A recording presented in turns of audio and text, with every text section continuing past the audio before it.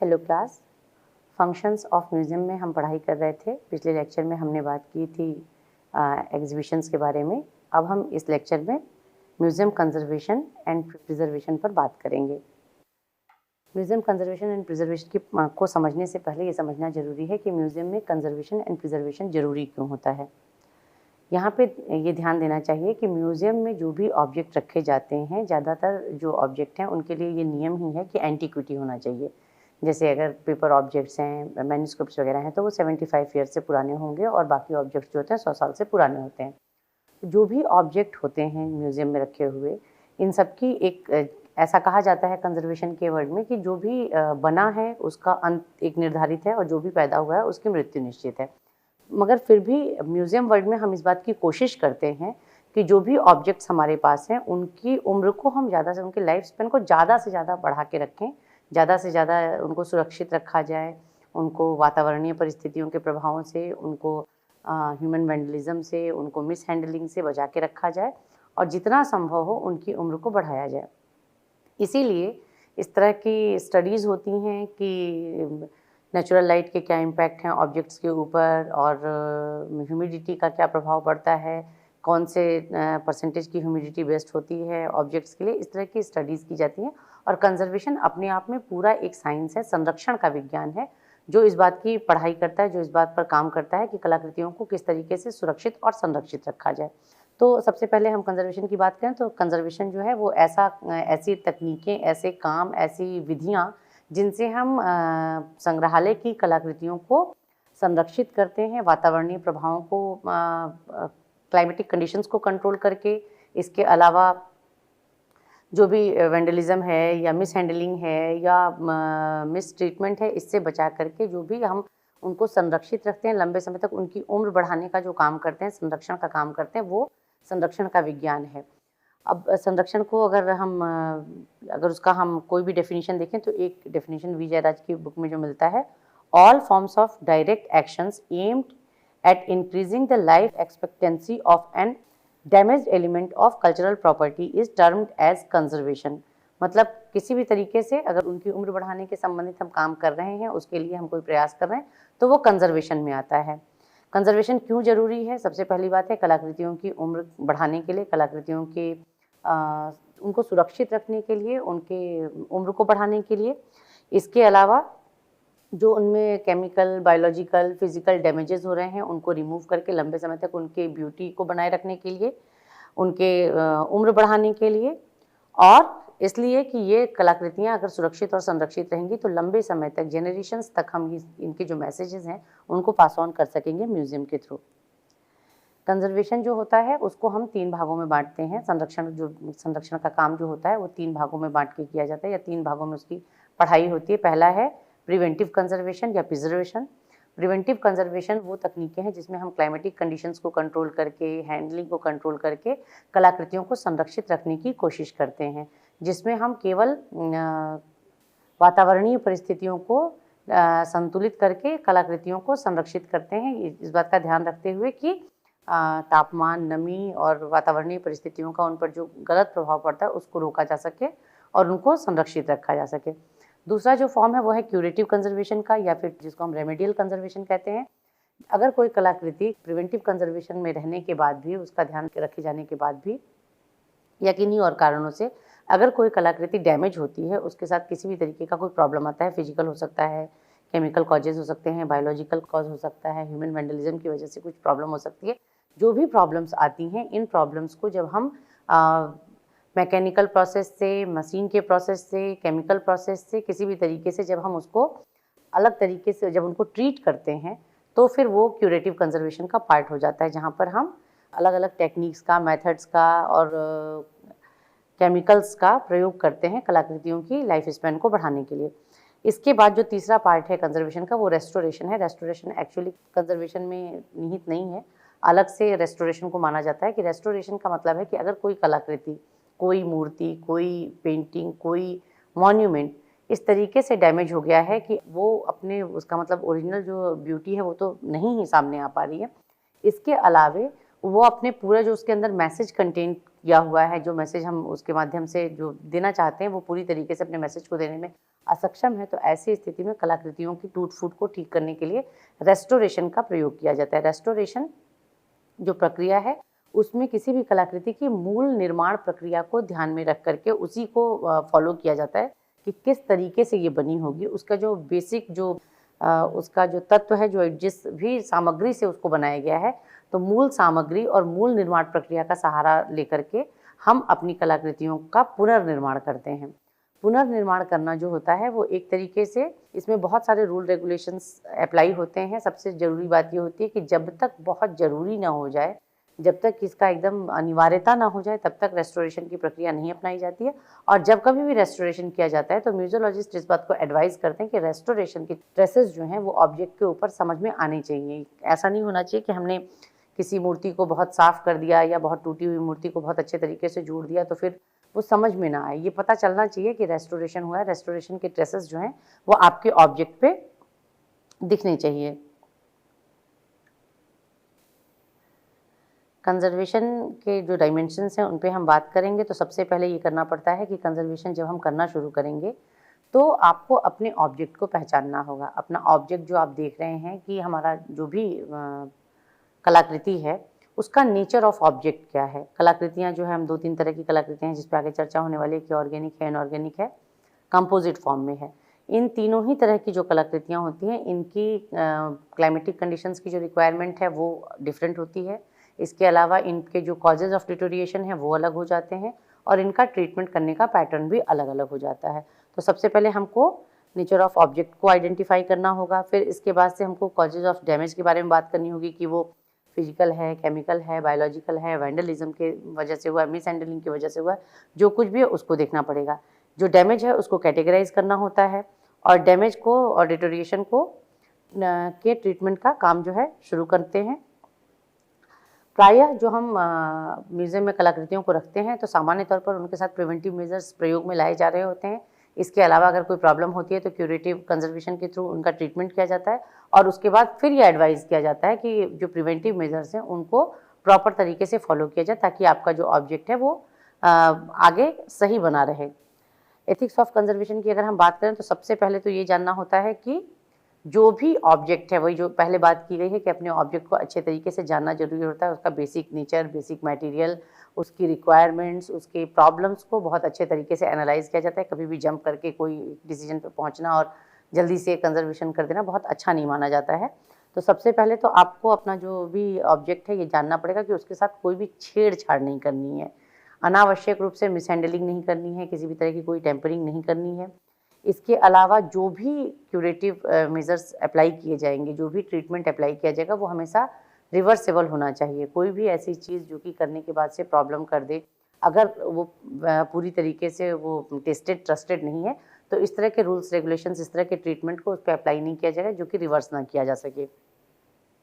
इसके अलावे कभी भी किसी भी म्यूज़ियम प्रोफेशनल को इस बात की अनुमति नहीं दी जाती है कि वो एक्सपेरिमेंट करना शुरू कर दें अपने ऑब्जेक्ट्स के साथ, क्योंकि कंजर्वेशन के लिए प्रॉपर ट्रेंड कंजर्वेटर की ज़रूरत होती है। म्यूज़ियम प्रोफेशनल्स से ये उम्मीद की जाती है कि उनको बेसिक कंजर्वेशन, क्लाइमेटिक कंडीशंस के कंट्रोल और प्रिवेंटिव कंजर्वेशन पे अच्छी जानकारी हो। लेकिन अगर वो ट्रेंड क्यूरेटिव कंजर्वेशन में नहीं है, अगर वो रेमेडियल कंजर्वेशन के ट्रेंड प्रोफेशनल नहीं है, तो उनको अपने आप से एक्सपेरिमेंट शुरू नहीं कर देना चाहिए। और कंजर्वेशन के पॉइंट ऑफ व्यू से कंजर्वेटर्स के लिए ये एडवाइस होती है कि किसी भी स्टेप पे, मतलब जितने भी स्टेप होते हैं कंजर्वेशन के, हर एक स्टेप पे जो ऑब्जेक्ट होता है उसका proper documentation, proper photographic documentation जरूर किया जाना चाहिए ताकि आगे आने वाले लोगों के लिए वो एक गाइड बुक की तरह काम कर सके। और इन केस अगर इन कंजर्वेशन की जो टेक्निक्स हैं इनमें कोई प्रॉब्लम आती है या किसी तरीके का कोई प्रॉब्लम क्रिएट होता है तो हम इस गाइड बुक के थ्रू जाकर के ये समझ सके कि कहाँ से किस तरह की प्रॉब्लम्स आई हैं। अब यहाँ पे सबसे पहले हम बात करेंगे नेचर ऑफ ऑब्जेक्ट की। 3 तरह के ऑब्जेक्ट होते हैं, जैसे कि मैंने भी बताया कि ऑर्गेनिक, इनऑर्गेनिक और कंपोजिट। ऑर्गेनिक मटेरियल्स जो होते हैं वो जैविक सामग्रियों से बने हुए, प्राय जैविक सामग्रियाँ जो होती हैं उनसे बने हुए होते हैं। क्योंकि ये जैविक सामग्रियों से बने होते हैं तो इनमें कार्बन की मात्रा होती है। कार्बन की मात्रा होने की वजह से वातावरणीय परिस्थितियों, ये जीवाश्म है एक तरीके से, तो वातावरणीय परिस्थितियों के प्रति ये बहुत तेज़ी से अपना रिस्पॉन्स दिखाते हैं। जैसे कि इसमें कौन कौन सी चीज़ें आती हैं पहले उस पर बात कर लें तो पेपर है, textile, wool, wood, palm leaf, birch bark, ivory, ये सारी की सारी जो इस तरह की जो चीज़ें हैं जो म्यूज़ियम में आर्ट एंड आर्कियोलॉजिकल म्यूज़ियम का जो कलेक्शन होती हैं, ये सब की सब जो हैं ऑर्गेनिक ऑब्जेक्ट होते हैं, जीवाश्म हैं, ये जीवित वस्तुओं से बने हुए हैं और इसमें जीवाश्म हैं। ये सभी जो चीज़ें हैं, ये कार्बनिक जो कलाकृतियाँ हैं, ये वातावरणीय परिस्थितियों के प्रति बहुत तेज़ी से रिस्पॉन्स करती हैं। जैसे कि अगर इनका जो टेम्परेचर है, टेम्परेचर अगर ज़रूरत से ज़्यादा है, तो आरएच के एक अवधारणा की बात की जाती है कि अगर टेम्परेचर ज़रूरत से ज़्यादा ऊपर जाता है तो नमी अपने आप ही नीचे चली जाती है। वातावरण में जो है नमी की कमी हो जाती है, रिलेटिव ह्यूमिडिटी कम हो जाती है। ऐसी स्थिति में अगर लगातार ऑर्गेनिक ऑब्जेक्ट्स को ऊंचे तापमान पर रखा जाए तो उनकी अपनी जो नमी है वो समाप्त हो जाएगी और उनमें ब्रिटलनेस आ जाएगी। आइवरी है, वुड है तो उनमें क्रैक आ जाएगा, अगर पेपर है, टेक्सटाइल है तो ब्रिटलनेस आ जाएगी। इस तरीके से करके पाम लीफ, बर्च बार्क सबके साथ ये प्रॉब्लम होगी।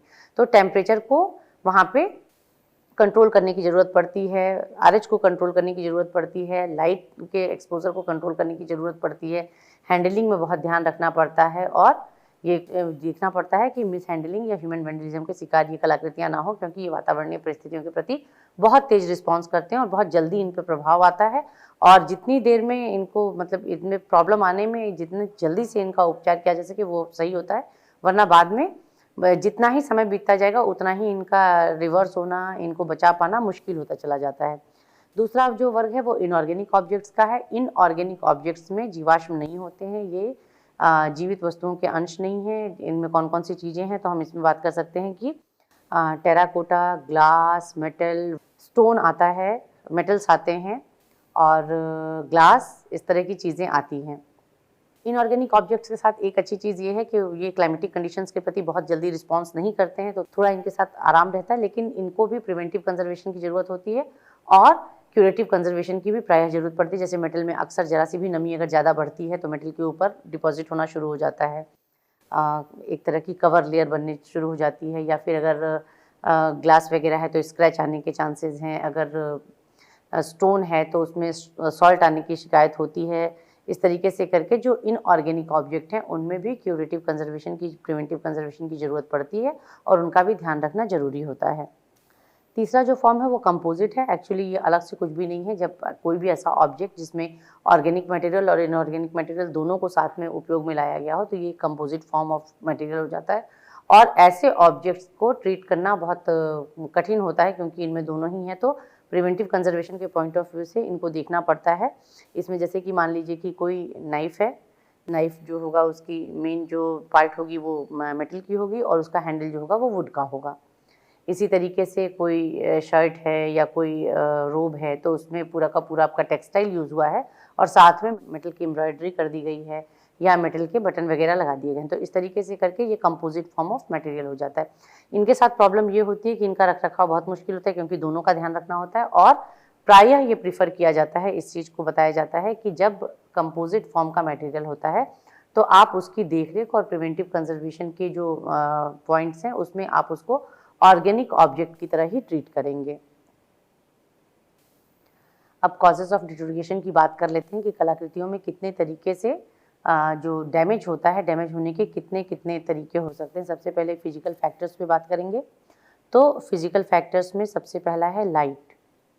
लाइट यानी कि प्रकाश। एग्जीबिशन की जब हम चर्चा कर रहे थे तो इस बात को बताया गया था कि आपका जो भी ऑब्जेक्ट होगा वो प्रॉपर लाइट अप होना चाहिए, उसके ऊपर प्रॉपर प्रकाश पड़ना चाहिए ताकि वो अच्छे तरीके से देखा जा सके, किसी तरह की छाया नहीं पड़नी चाहिए, किसी भी तरीके से कम प्रकाश को नहीं प्रदर्शित करना है ताकि दर्शकों की आंख पे जोर पड़े और विजिटर फटीग के वो शिकार हो जाएं। इसी तरीके से बहुत चमकीली लाइट नहीं देनी है वरना आँखों में परेशानी होने के चांस होते हैं और जो लाइट का लेवल अगर ज़्यादा है तो सिर्फ विजिटर को ही परेशानी नहीं होगी, आपके ऑब्जेक्ट के साथ भी प्रॉब्लम क्रिएट हो जाएगी और आपका ऑब्जेक्ट भी इसके प्रति रिस्पॉन्स करने लगता है। इसीलिए हम ऑर्गेनिक और इनऑर्गेनिक ऑब्जेक्ट्स के लिए लाइट डेंसिटी की अलग-अलग एक रिकमेंडेड लिमिट है, उसको म्यूजियम्स में फॉलो करने की एडवाइजरी दी जाती है। जैसे कि ऑर्गेनिक ऑब्जेक्ट जितने भी हैं, मैन्युस्क्रिप्ट है, मिनिएचर पेंटिंग्स हैं, पेपर पेंटिंग्स हैं, टेक्सटाइल हैं, इनके लिए ये कहा जाता है कि 50 लक्स लाइट डेंसिटी होनी चाहिए। इससे ज़्यादा होने की स्थिति में प्रॉब्लम हो जाती है। इसके अलावे एक चीज़ और कही जाती है कि रिफ्लेक्शन वाली लाइट अगर दी जाए जो डायरेक्ट आपके ऑब्जेक्ट पर ना पड़ रही हो बल्कि रिफ्लेक्टेड होकर आपके ऑब्जेक्ट पर पड़ रही हो तो वो ज़्यादा अच्छी मानी जाती है क्योंकि उससे आपके ऑब्जेक्ट के डैमेज होने के चांसेस कम हो जाते हैं। आजकल बहुत सारे ऐसे यूवी फ़िल्टर, आईआर फ़िल्टर्स के साथ लाइट्स आती हैं ऑप्टिक फाइबर लाइट के लिए। एनआरएलसी ये रिकमेंड करता है कि वो सबसे सेफ़ लाइट्स हैं म्यूज़ियम में और स्टोरेज में, आर्ट गैलरीज़ में यूज़ करने के लिए। तो बहुत सारी इस तरह की लाइट आ चुकी हैं, बल्ब आ चुके हैं जो कि सेफ़ होते हैं। लेकिन जहाँ पर भी ऑर्डिनरी लाइट्स का यूज़ किया जा रहा है या फ़िल्टर्स का यूज़ नहीं किया जा रहा है, वहाँ पे 50 लक्स को ध्यान में रखना होता है और हमेशा फ़िल्टर को यूज़ करने को रिकमेंड किया जाता है। रिफ्लेक्टेड लाइट की बात की जाती है। इसके अलावा ये भी ध्यान देना होता है कि जब कभी भी आपका जो म्यूज़ियम है उसमें विज़िटर नहीं, आपकी गैलरी में विज़िटर नहीं है, तो ऑक्यूपेंसी सेंसर का प्रयोग करके या अपने म्यूज़ियम स्टाफ के लोगों को अवेयर करके आप इस बात का प्रयोग कर सकते हैं कि जब भी विज़िटर नहीं है तो वो एरिया में लाइट बंद कर दी जाए, ताकि लाइट एक्सपोज़र ऑब्जेक्ट का जो है वो कम से कम हो सके। अगला जो फैक्टर है वो है आरएच। आरएच यानी रिलेटिव ह्यूमिडिटी। ह्यूमिडिटी को हमने रिलेटिव पहले ही इसलिए बता दिया क्योंकि टेम्परेचर बढ़ने के साथ ह्यूमिडिटी कम हो जाती है और टेम्परेचर घटने के साथ ह्यूमिडिटी बढ़ जाती है। जैसे कि अभी मई जून में आप देखेंगे कि जब भी बाहर निकलिए या कपड़ों को सुखाने के लिए डालिए तो कपड़े बहुत जल्दी सूख जाते हैं। लेकिन अगर यही आपको कपड़े दिसंबर जनवरी में सुखाने हैं तो उस समय में आपके कपड़े एक जो 2 घंटे में गर्मियों में सूखते हैं वो कपड़े आपके हो सकता है कि 2 दिन में भी ना सूख के आपको मिल पाएँ। तो कहीं न कहीं वातावरण में नमी का जो लेवल है वो बढ़ने के साथ-साथ ये प्रॉब्लम आती है। अब ये जो रिलेटेड ह्यूमिडिटी है, ह्यूमिडिटी ऑर्गेनिक ऑब्जेक्ट्स के लिए बहुत ज़्यादा प्रिवेंटिव कंजर्वेशन में दोनों कंपोजिट और ऑर्गेनिक, इनऑर्गेनिक सबके लिए ह्यूमिडिटी कंट्रोल करना ज़रूरी होता है, लेकिन ह्यूमिडिटी का एक सर्टेन लेवल ऑर्गेनिक ऑब्जेक्ट्स के लिए चाहिए होता है। अगर उससे कम या ज़्यादा ह्यूमिडिटी हो तो ऑर्गेनिक ऑब्जेक्ट्स को प्रॉब्लम होती है। एक सर्टेन लेवल हमने माना है कि 50 ± 5% का जो रेशियो होता है आरएच का वो ठीक माना जाता है। 45 to 55 की ह्यूमिडिटी जो है अगर वातावरण में है तो वो कलाकृतियों के लिए ठीक मानी जाती है। लेकिन अगर इससे कम ह्यूमिडिटी लंबे समय तक मेंटेन रहे या इससे अधिक ह्यूमिडिटी लंबे समय तक मेंटेन रहे तो प्रॉब्लम आती है। जैसे कि अगर कम ह्यूमिडिटी है, अगर नमी कम हो गई है तो लंबे समय तक ये नमी कम हो और टेम्परेचर ज़्यादा हो, ऐसी स्थिति में आपके ऑब्जेक्ट में ब्रिटलनेस आएगी, क्रैकिंग आएगी, फ्लैकिंग आएगी, पेंटिंग्स में से कलर छूटने लगेगा और पेपर में और टेक्सटाइल में क्रैक होने का चांस है और एकदम से ब्रिटलनेस आ जाती है। आप अगर पेपर को अगर हाथ में ऐसे बनाएं तो वो बिल्कुल टुकड़े टुकड़े में टूट के चूने जैसा हो जाएगा। यही ह्यूमिडिटी अगर बढ़ जाए तो आपका ऑब्जेक्ट जो है, अगर वो ऑर्गेनिक ऑब्जेक्ट है तो वो डी शेप हो जाएगा, वो फूल जाएगा। इसके अलावा अगर ये ह्यूमिडिटी लंबे समय तक किसी भी ऑब्जेक्ट के सरफेस पे बनी रहती है तो ये बायोलॉजिकल ग्रोथ के लिए बहुत अच्छा वातावरण दे सकता है, बहुत अच्छी परिस्थिति ये हो सकती है कि जो आगे जाके बायोलॉजिकल डिटेरियोरेशन के कॉजेज़ के लिए यूज़ हो सकता है। तो आरएच जो है इसको मेंटेन करना ज़रूरी होता है। इसका जो एक सर्टेन लेवल माना जाता है म्यूज़ियम्स में 45 to 55 तक परमिशन वाली लिमिट है, इसके ऊपर जाने पे प्रॉब्लम करता है। और इनऑर्गेनिक ऑब्जेक्ट के लिए भी आरएच से बहुत प्रॉब्लम होती है क्योंकि नमी बढ़ने से स्टोन में अगर उसका अपना जो टेक्सचर है वो सही नहीं है, कभी प्रॉब्लमेटिक रहा है, जो ऑब्जेक्ट जिस मटेरियल से बनाया गया उसमें कुछ प्रॉब्लम रही है तो आपके स्टोन में सॉल्ट आ सकता है, आपके मेटल के ऊपर डिपोजिशन हो सकता है और बहुत तरीके की प्रॉब्लम, टेराकोटा वगैरह में भी फ्लैकिंग और डिपोजिशन की प्रॉब्लम आ सकती है। इसलिए हमेशा इस बात का ध्यान रखना चाहिए कि चाहे गैलरी हो चाहे स्टोरेज हो, हमेशा आरएच लेवल को, लाइट को और टेम्परेचर को मेंटेन रखना चाहिए। टेम्परेचर अनदर कॉज है जो कि बहुत बुरे तरीके से डिटेरियोरेशन में अपना सहयोग देता है। टेम्परेचर बहुत ज़्यादा होने की स्थिति में बताया गया है आपको कि आरएच का लेवल नीचे होता है और ब्रिटलनेस वगैरह आती है। इसी तरीके से टेम्परेचर ज़्यादा होने पर जो उनकी अपनी स्ट्रेंथ है, जो अपना उनका बॉन्डिंग है, जो ताना बाना होता है कपड़ों का, पेजेस का और भी जो मटेरियल्स हैं, उनका जो आपसी अंदरूनी जो स्ट्रेंथ है उस पे असर पड़ता है, उस पे फ़र्क पड़ता है। इसके अलावा जब टेम्परेचर अप डाउन होता है तो उसके साथ आरएच अप डाउन करता है, जिससे कि और बहुत तरीके की प्रॉब्लम्स जो हैं वहाँ पे आ जाती हैं। तो इन तीनों को अगर हम देखते हैं तो इनकी टेम्परेचर की भी एक फिक्स लिमिट बताई गई है। ऑर्गेनिक ऑब्जेक्ट्स के लिए इनको यूजुअली म्यूज़ियम ऑब्जेक्ट्स के लिए इसको कहा जाता है, लेकिन अगर ना मेंटेन हो पाए तो भी ऑर्गेनिक ऑब्जेक्ट्स के लिए एकदम इसको बहुत स्ट्रांगली इसको रेकमेंड किया जाता है कि 20 ± 2 यानी कि 18 से लेकर 22 डिग्री सेंटीग्रेड तक का जो तापमान है ये आप म्यूज़ियम में बना के रख सकते हैं और इससे आपके म्यूज़ियम ऑब्जेक्ट जो हैं, ऑर्गेनिक ऑब्जेक्ट जो हैं, उनकी हेल्थ बिल्कुल प्रॉपर तरीके से बनी रहेगी।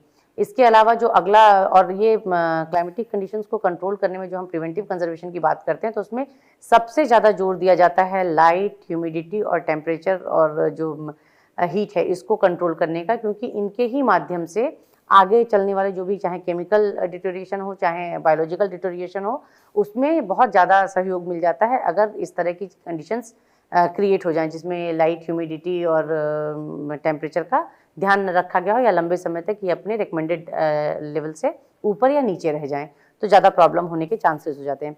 केमिकल फैक्टर्स में हम देखें तो एनवायरनमेंट में जो पॉल्यूशन फैल रहा है, जो पॉल्यूटेंट्स हैं, वो केवल मनुष्यों के लिए ही हानिकारक नहीं है, वो म्यूजियम ऑब्जेक्ट्स के लिए या एंटीक्विटीज़ के लिए भी बहुत हानिकारक हैं। इस तरह की चीज़ें आप लोग को अक्सर सुनने में आती है। मॉन्यूमेंट्स के अगर कॉन्टेक्स्ट में बात करें तो ताजमहल के उसको मार्बल को कहा जा रहा है कि येलोइश हो गया है, क्लीनिंग करना है, बहुत तरीके से क्लीनिंग की जा रही है, बहुत तरीके से प्रिवेंट करने की कोशिश की जा रही है, पर बार बार इस तरह की प्रॉब्लम आ रही है क्योंकि जो पॉल्यूटेंट्स हैं एयर में वो उसको अफेक्ट कर रहे हैं, उसके साथ प्रॉब्लम हो रही है। जैसे कि सल्फ़र है, नाइट्रोजन है, कार्बन है, ओजोन है, इन सब का जो ये है डिपोजिशन है या इन सबों के साथ जो केमिकल रिएक्शन शुरू होता है ऑब्जेक्ट्स का, वो बहुत प्रॉब्लम क्रिएट करता है और वो कहीं ना कहीं स्ट्रेंथ को कम करना और उसको कमज़ोर करने का काम करता है। इसके अलावा एसिडिटी डेवलप हो सकती है अगर केमिकल रिएक्शन होता है, और जो आपका ऑब्जेक्ट है जिस समय उसको बनाया गया था उस समय जो उसका मटेरियल था, अगर उस मटेरियल में कहीं कोई उसके जो बेसिक मटेरियल है उसमें कहीं कोई कमी रही है, जैसे स्टोन है जिसमें ऑलरेडी सॉल्ट रहा हो या मेटल का जो कंपोजिशन है उसमें कुछ प्रॉब्लम रही हो, रस्ट वाला आयरन हो, तो ये जैसे ही इन पर केमिकल रिएक्शन होता है, जैसे ही इनके लाइट RH टेम्परेचर में कहीं कोई प्रॉब्लम आती है, और ख़ास करके RH के अप एंड डाउन होने से केमिकल प्रोसेस ज़्यादा जल्दी शुरू हो जाता है। तो अगर ये शुरू होता है तो स्टोन में सॉल्ट आना, मेटल के ऊपर डिपोजिशन होना, इस तरीके की चीज़ें, और उनके अगर कम ज़्यादा हो रहा है तो ब्रिटलनेस बढ़ने के चांसेस बढ़ जाते हैं। इसके अलावा एसिडिटी का जो ये है साइन है वो उनकी अपनी स्ट्रेंथ को कमज़ोर कर देता है, और इस तरीके से बहुत सारे मिक्स्ड प्रॉब्लम्स आ सकते हैं। केमिकल जो कॉजेज़ हैं केमिकल डिटोरिएशन के, उनके वजह से बहुत सारे मिक्स कॉम्प्लेक्स प्रॉब्लम्स आ सकती हैं। अब है अगला बायोलॉजिकल फैक्टर्स। बायोलॉजिकल फैक्टर्स में एक चीज़ तो ये ध्यान रखनी चाहिए कि म्यूज़ियम को हमेशा इतना क्लीन रखना होता है, म्यूज़ियम को, मॉन्यूमेंट्स को क्लीन रखने की कोशिश करनी चाहिए। कभी भी जो रोडेंट्स हैं, चूहे, गिलहरियाँ, बैट्स, इस तरह के जो ये हैं, और लिजर्ड्स, इनके आने जाने से ये जो भी इनका जो भी वेस्ट होता है वो बहुत ही हाई एसिटिक नेचर का होता है, और ये जो है ऑब्जेक्ट्स के ऊपर या मॉन्यूमेंट्स के ऊपर अगर इसका डिपोजिशन हो जाए तो वहाँ से फिर पूरी की पूरी लेयर को लेकर के रिमूव होता है। जब आप उसको क्लीन करना शुरू करेंगे तो वो बहुत अंदर तक डिपॉजिट हो जाता है, और फिर वो एक तो डस्ट एक्यूमुलेट होगी जो कि डर्ट में कन्वर्ट हो जाएगी। इसके बाद से उसकी क्लीनिंग करने के लिए जाएंगे तो पूरी की पूरी सरफेस जो है रफ हो जाएगी। इसलिए चूहों को, गिलहरियों को, छिपकलियों को और चमगादड़ों को म्यूज़ियम के आसपास या फिर मॉन्यूमेंट्स के आसपास नहीं होना चाहिए, क्योंकि इनसे बहुत बड़े पैमाने पर नुकसान होता है, बहुत तरीके का नुकसान कलाकृतियों में और मॉन्यूमेंट्स में देखने को मिलता है। इसके बाद से कुछ सूक्ष्म जीवी हैं जो कि एक तरीके से कहा जाए तो पौधे हैं और बैक्टीरिया हैं, ये जो अलग अलग तरीके से ये परेशान करते हैं। बर्ड एंड एनिमल्स में भी प्रॉब्लम है, लेकिन अब जैसे फंगी है, लाइकेन है और एल्गी है, इस तरह के ग्रोथ कहाँ होते हैं कि स्टोन के स्कल्पचर्स को प्रायः आपने म्यूजियम्स में देखा होगा कि बाहर भी, बिल्डिंग के बाहर भी उसको डिस्प्ले कर दिया जाता है।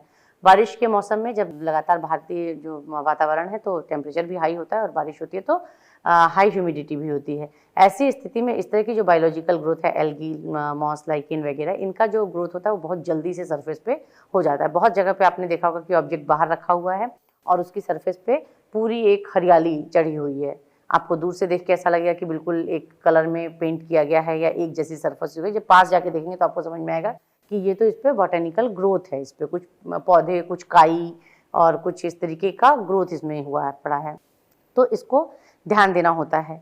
इसके अलावे ह्यूमन वैंडलिज्म के जो फैक्टर हैं, जिसमें हमने कहा कि कई बार क्या होता है कि म्यूजियम स्टाफ को जानकारी नहीं होती है, कई बार उनके अनजाने में प्रॉब्लम हो जाती है। इसके अलावा दर्शकों से मिसहैंडलिंग हो सकती है। तो ह्यूमन जो ये है कि अगर चोरी हो रही है तो चोरी तो अपने आप में प्रॉब्लम है। इसके अलावा वैंडलिज्म यानी जानते बूझते हुए या अनजाने में की गई गलतियां जिससे कि कलाकृतियों को नुकसान पहुंच रहा हो। पुअर हैंडलिंग हो सकती है। म्यूजियम्स में अक्सर ऐसा देखने को मिलता है जहाँ पे बहुत वेल ट्रेंड स्टाफ नहीं है या आउटसाइडर्स को हायर किया जा रहा है, तो वहाँ पे ग्लव्स के बिना ऑब्जेक्ट को हैंडल करना, ट्रे के बिना ऑब्जेक्ट को हैंडल करना, बिना क्रेन के ऑब्जेक्ट को एक जगह से दूसरी जगह ले जाने का प्रयास करना, इस तरह की जो मिसहैंडलिंग टेक्निक्स हैं इससे भी कलाकृतियों को नुकसान हो सकता है। पैकिंग अनपैकिंग करने में कई बार बहुत प्रॉब्लम होती है, उसकी अलग टेक्निक्स और ये होता है, उसका प्रॉपर एक तरीका होता है। अगर उसको फॉलो ना किया जाए तो कई बार प्रॉब्लम होने का चांस होता है। फॉर्म ऑफ डिटोरेशन के इसके कुछ चित्र आपको अपने स्क्रीन पे दिख रहे होंगे कि ब्रेकेज कैसे हो गया है, स्टेन लगा हुआ है, ब्रिटलनेस आई है, फॉक्सिंग हो गई है पेपर के ऊपर और डिस्कलरेशन है और टार्निश हुआ है। आपको यहाँ पे कॉइन्स के ऊपर टार्निशिंग जो एक लेयर आ जाती है मेटल के ऊपर, वो देखने को मिल रही है। प्रिवेंटिव मेजर्स की हमने इसके पहले ही बात कर ली है कि सबसे पहले तो क्लाइमेटिक कंडीशंस को कंट्रोल करते हैं। आरएच जो है वो 45 to 55% होना चाहिए। ह्यूमिडिटी के बारे में बात कर रहे हैं। इसके अलावा जो लाइट डेंसिटी है वो 50 लक्स होनी चाहिए ऑर्गेनिक ऑब्जेक्ट के लिए। इनऑर्गेनिक के लिए थोड़ी छूट ले सकते हैं, 250-300 तक वो अकॉर्डिंग टू ऑब्जेक्ट जा सकता है। इसके अलावा जो टेम्परेचर होगा वो 20 ± 2 डिग्री का होता है। इसके अलावा जो है समय समय पर क्लीनिंग करना और स्टोरेज के अंदर और शोकेसेस के अंदर माइक्रो क्लाइमेट को कंट्रोल रखना, साफ़ सफाई रखना, डस्टिंग रखना। आरएच के कम होने पर उसको बढ़ाने के लिए ह्यूमिडिफायर का प्रयोग करना, ज़्यादा होने पे डीह्यूमिडिफायर का प्रयोग करना। तो लाइट एक्सपोजर को कम करने के लिए स्विच को टाइम टू टाइम बंद कर देना और ऑब्जेक्ट्स को टाइम टू टाइम पे स्टोरेज से गैलरी में और गैलरी से स्टोरेज में ले जाने का प्रबंध होना चाहिए। यानी कि अपनी एग्जीबिशंस को बार बार बदलते रहना चाहिए ताकि ऑब्जेक्ट्स के लाइट एक्सपोजर को कम किया जा सके। इसके अलावा शोकेस के अंदर टेम्परेचर वगैरह को कंट्रोल किया जाता है। बहुत सारे प्रिवेंटिव मेजर्स यूज़ किए जाते हैं, जैसे कि टेम्परेचर को कम करने के लिए आजकल बहुत सारे ऐसे पेंट हैं मार्केट में जिनको बिल्डिंग की छत पर अगर पेंट कर दिया जाए तो टेम्परेचर में 5 से 7 डिग्री तक का अंतर आ जाता है। इसके अलावा लाइट के लिए ऑक्यूपेंसी सेंसर का प्रयोग किया जा सकता है और प्रॉपर जो प्रोटोकॉल्स होते हैं, जो कोड ऑफ एथिक्स होते हैं, उनका पालन करके हम अपने जो गैलरी को सुरक्षित कर सकते हैं, अपने स्टोरेज को सुरक्षित कर सकते हैं। जैसे कि लाइट्स के बारे में बात हो रही थी कि ऑप्टिक फाइबर लाइट को, एलईडी लाइट्स को प्रयोग करना ठीक होता है। एयर कंडीशनिंग के लिए एक बात कही जाती है इंडियन कॉन्टेक्स्ट में कि एयर कंडीशनिंग का प्रयोग अगर आप अपनी गैलरीज में और अपने स्टोरेज में कर रहे हैं, अगर गैलरीज में कर रहे हैं तो फिर आपको स्टोरेज में भी करना चाहिए। और जहाँ तक हो सके तो एयर कंडीशनिंग आपकी 10 से 5 वाली नहीं होनी चाहिए। एयर कंडीशनिंग अगर आप कर रहे हैं म्यूजियम ऑब्जेक्ट्स की, तो या तो आप पूरे का पूरा की 24/7 यानी 7 दिन 24 घंटे आपकी एयर कंडीशनर की जो व्यवस्था है वो होनी चाहिए। और अगर ये करने में कहीं कोई प्रॉब्लम है, कहीं कोई हर्डल है, तो इसको नहीं करना चाहिए, क्योंकि अगर एयर कंडीशनिंग में जब आपका म्यूजियम शुरू होता है, चलता है, तो पूरे दिन आपके ऑब्जेक्ट्स एयर कंडीशनिंग में रहेंगे और उसके बाद से बंद कर दिए जाते हैं अगर एयर कंडीशनर्स, तो क्लाइमेटिक डिजास्टर ज़्यादा बड़ा खतरा हो जाएगा, क्योंकि टेम्परेचर रोज अप डाउन करेगा, ह्यूमिडिटी रोज अप डाउन करेगी, लाइट एक्सपोजर में अंतर आएगा और इस तरीके से आपके ऑब्जेक्ट की जो स्ट्रेंथ है वो कमज़ोर हो जाएगी और बहुत तरीके के बायोलॉजिकल और केमिकल जो प्रॉब्लम्स क्रिएट होते हैं वो सब होने का चांस रहता है। इसके अलावा कोशिश करनी चाहिए कि प्रिवेंटिव मेजर से ही काम चल जाए, लेकिन अगर प्रिवेंटिव मेजर से काम नहीं चल रहा है तो कुछ टेक्निक्स होती हैं क्लीनिंग की और प्रिवेंटिव कोटिंग लगाने की, जो कि इनऑर्गेनिक ऑब्जेक्ट्स पे लगाया जा सकता है। उनको प्रिवेंटिव कोटिंग करके, क्लीनिंग करके, बहुत तरीके के जो मेथड्स हैं, सॉल्वेंट से करके, एसीटोन से करके, एथेनॉल से किया जाता है, अल्कोहल से किया जाता है, मेंथॉल से किया जाता है। बहुत सारे तरीके की क्लीनिंग होती है। जैसे स्टोन का अगर सॉल्ट रिमूव करना है तो पेपर पल्प टेक्निक का उपयोग किया जाता है। एसिड के लिए अलग तरीके से प्रयोग में लाया जाता है और बायोलॉजिकल ट्रीटमेंट के लिए जैसे फ्यूमिगेशन वगैरह किया जाता है कि आपके जो भी पहले उसको क्लीनिंग करेंगे, उसके बाद से फ्यूमिगेशन चैम्बर में कुछ सर्टेन केमिकल्स के साथ उनको फ्यूमिगेट किया जाता है, उनको वेपोराइज करके उनको क्लीन करने की और उनके जो बायोलॉजिकल ग्रोथ है उसको दूर करने की कोशिश की जाती है। इसके अलावा साफ़ सफाई रख के, बैरियर्स लगा के, इंसेक्ट कैचर वगैरह लगा के भी म्यूज़ियम में इस तरह की चीज़ों को रोकने का प्रयास किया जाता है। रेस्टोरेशन लास्ट में बच जाता है। रेस्टोरेशन टेक्निक्स के बारे में हम बात करें तो जैसा हमने पहले कहा कि मूल निर्माण प्रक्रिया और मूल निर्माण सामग्री का प्रयोग करके पूरी तरह से ध्वस्त हो रहे, टूट रहे या मीनिंगलेस हो रहे ऑब्जेक्ट्स के लिए रेस्टोरेशन किया जाता है। रेस्टोरेशन करते समय इन दोनों बातों का ध्यान रखने के अलावा ये भी ध्यान रखना होता है कि किसी भी तरीके से हम मूल निर्माण प्रक्रिया को प्रभावित न कर रहे हो या मूल जो स्ट्रक्चर है उसको प्रभावित न कर रहे हो और उसके सौंदर्य में और उसकी स्ट्रेंथ में वृद्धि हो रही हो, कमी ना हो रही हो। और इसके अलावा रेस्टोरेशन का ये भी एथिक्स है कि आपके रेस्टोरेशन के ट्रेसेस नज़र आने चाहिए, पता चलना चाहिए लोगों को कि जो भी कलाकृति या मूर्ति या मॉन्यूमेंट वो देख रहे हैं उसमें कहीं कोई प्रॉब्लम आई थी जिसको कि दोबारा से बनाया गया है, उसको दोबारा से उसका पूर्व रूप देने का प्रयास किया गया है। इसके अलावा म्यूज़ियम प्रोफेशनल्स को इस बात को बार-बार एडवाइस किया जाता है कि अगर आपको कंज़र्वेशन नहीं आता है तो अपने सिरे से किसी भी तरह के प्रयोग करने से आपको बचना चाहिए, और जहाँ तक हो सके जो भी इंस्टीट्यूशंस इसमें काम कर रहे हैं, जैसे नेशनल म्यूज़ियम के पास कंज़र्वेशन की लैब है, और इंटेक जो है, Indian national trust for art and cultural heritage new Delhi, इसके बहुत सारी सिटीज़ में इसके चैप्टर्स हैं, वहाँ पे आप अपना कंज़र्वेशन के लिए कांटेक्ट कर सकते हैं। National research laboratory for conservation of cultural properties NRLC Lucknow जो है, वहाँ पे आप अपना कांटेक्ट कर सकते हैं अगर आपके पास कुछ एंटिक्विटी है और आप उनको कंजर्व या प्रिजर्व कराना चाहते हैं, उनका क्यूरेटिव ट्रीटमेंट कराना चाहते हैं, रेमेडियल कंजर्वेशन कराना चाहते हैं। तो इस तरीके से हम देखते हैं कि कंजर्वेशन जो है वो अपने आप में बहुत वास्ट है।